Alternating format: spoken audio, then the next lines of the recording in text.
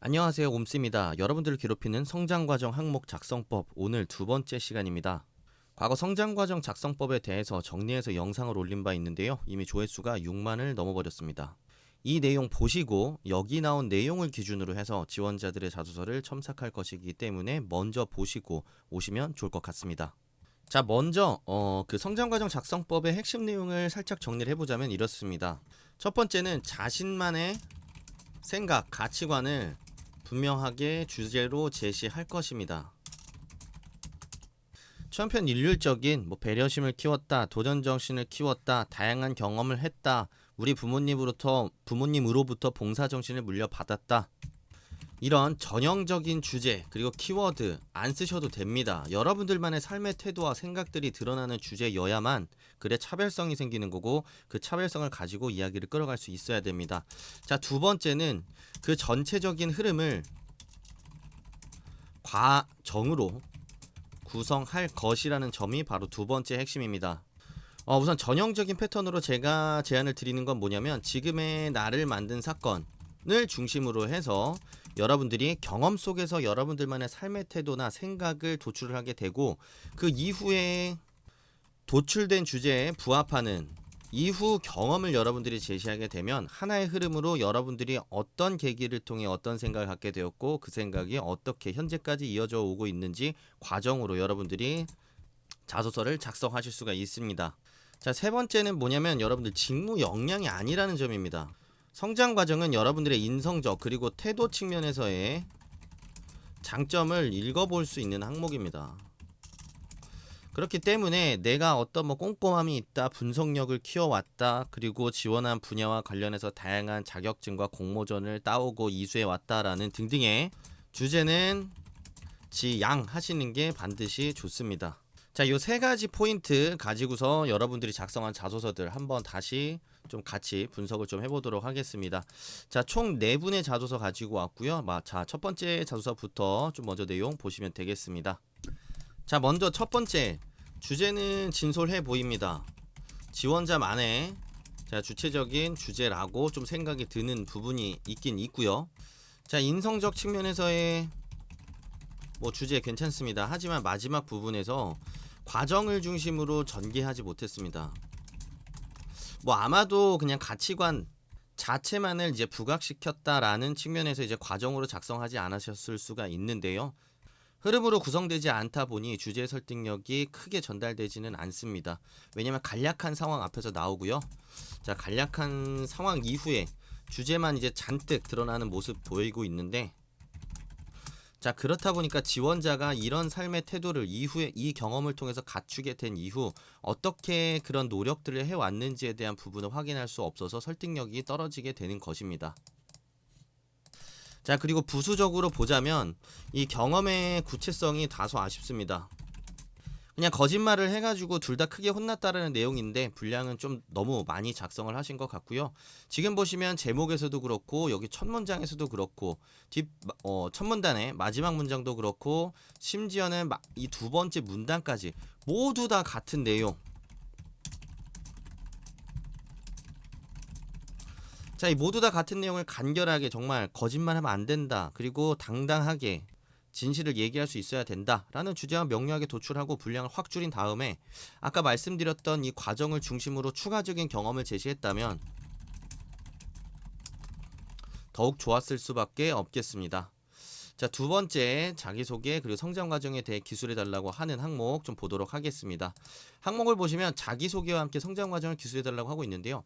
사실 성장 과정을 여러분들이 제대로 쓰게 되면 여러분들이 어떤 삶의 태도로 어떻게 견지해 오고 살아왔는지에 대한 이야기 자체가 여러분들에 대한 소개가 됩니다. 그렇기 때문에 이런 항목 그냥 단순하게 성장 과정을 쓰면서 접근을 하셔도 된다라는 점 먼저 체크를 하고 이 자소서 읽어보고 오시면 되겠습니다. 자, 우선은 요 전반부를 좀 보시게 되면 자신의 이제 알바 경험을 통해서 알바 경험을 잘했던 경험을 제시해주고 있습니다. 자, 그러다 보니까 저는 여기까지 보면서 이제 객관적으로 3자적 입장에서 보는 관점에서 그런 생각이 들었습니다. 그래서 무슨 얘기를 하고 싶은 거지? 물론 이 뒤에 이 지원자께서 하고 싶었던 얘기가 드러납니다. 자, 근데 이 이야기를 보게 되면 약간 어떤 경험을 통해서 깨달은 바보다는 나의 강점을 보여주려고 했던 것처럼 보입니다. 그런 점이 저는 굉장히 좀 아쉽고요. 주제가 뒤에 나오는 점도 너무 아쉽습니다.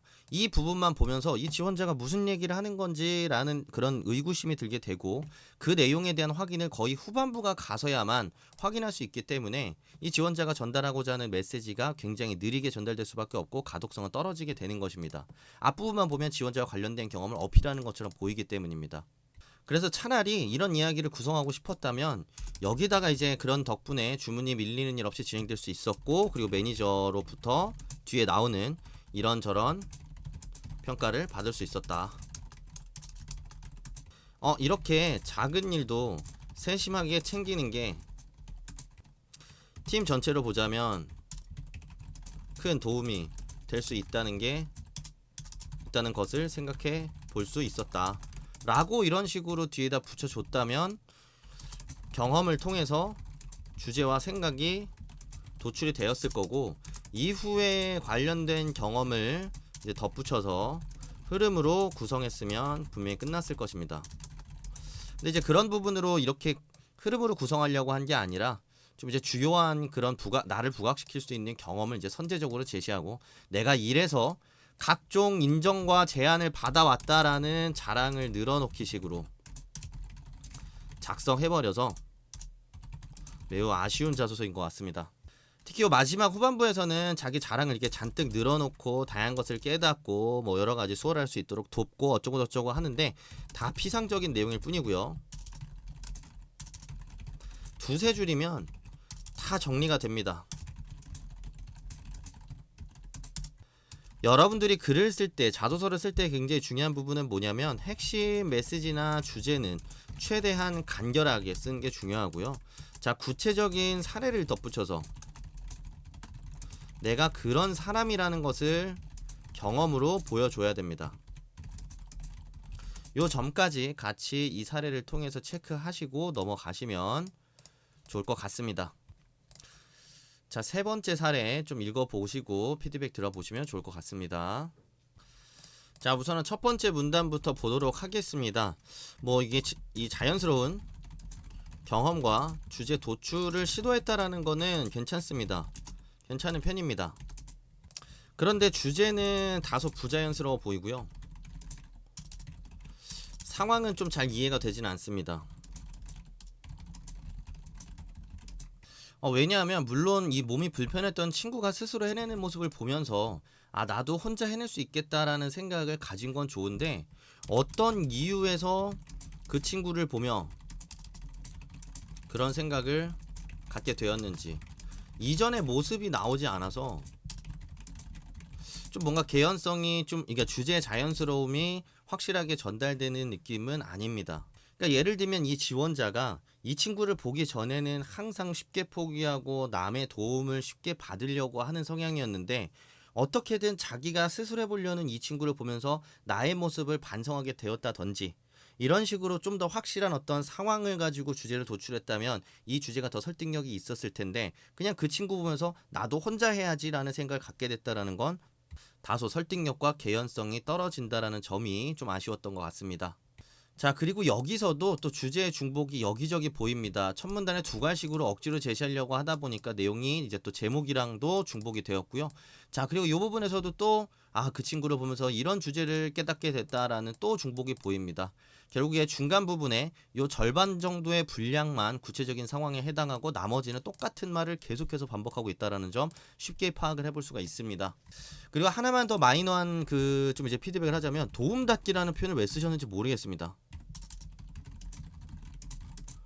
그냥 멋있는 표현을 하나 억지로 생각해서 붙인 건 아닌가라는 생각이 드는데요. 그냥 스스로 한번 끝까지 해본다라는 얘기를 하고 싶었던 것 같은데, 스스로 노력하는 도움닫기? 잘 이해가 가지 않습니다. 저런 단어들이 면접에서 그리고 자소서에서 여러분들이 자꾸 억지로 표현 하나를 추가하기 때문에 그 내용과 주제 자체가 자연스럽게 느껴지지 않고 어색하고 부자연스럽게 느껴질 수밖에 없습니다. 저런 것들을 자꾸 제외시켜 나가고 있는 그대로 편하게 쉬운 단어를 써서 자소서를 쓰고 면접을 보는 연습을 계속해서 하시는 게 굉장히 중요합니다. 자, 그리고 뒷부분에서는 그 이후에 경험과 노력을 작성하려는 시도 것도 좋습니다. 시도는 좋음. 근데 내용을 보시면 아시겠지만 딱 요만큼이 지원자가 노력한 부분입니다. 노력한 부분 정말 조금. 자, 그리고 노력한 내용도 그냥 문제집 풀입니다.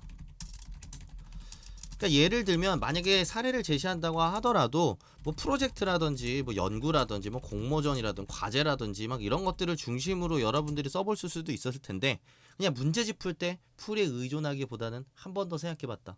굉장히 단순한 경험이죠. 굉장히 단순한 경험을 근거로 제시하셔가지고 글의 설득력은 떨어질 수밖에 없고요. 내용도 분량도 굉장히 적습니다. 자, 나머지는 다 뭐냐? 나머지는 다 또 다짐과 교훈과 내가 잘할 수 있었다라는 불필요한 내용입니다.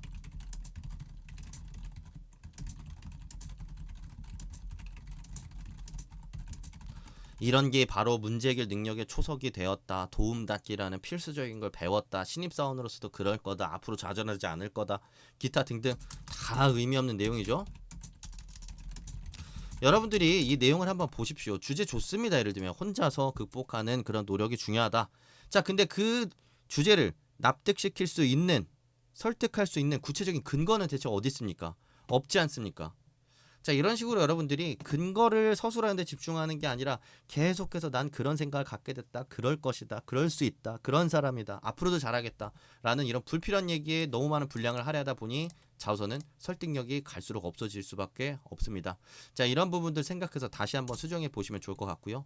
자, 네 번째 항목 보도록 하겠습니다. 이 본인의 성장 과정 및 장단점에 대해서 간략하게 규설해 달라고 하는 항목인데요. 성장 과정과 성격의 장점은 특히 잘 맞닿아 있는 항목입니다. 그냥 주제적으로 두 항목 간에는 서로 주제를 공유할 수 있는 항목이라고 좀 생각을 해주시면 되고요.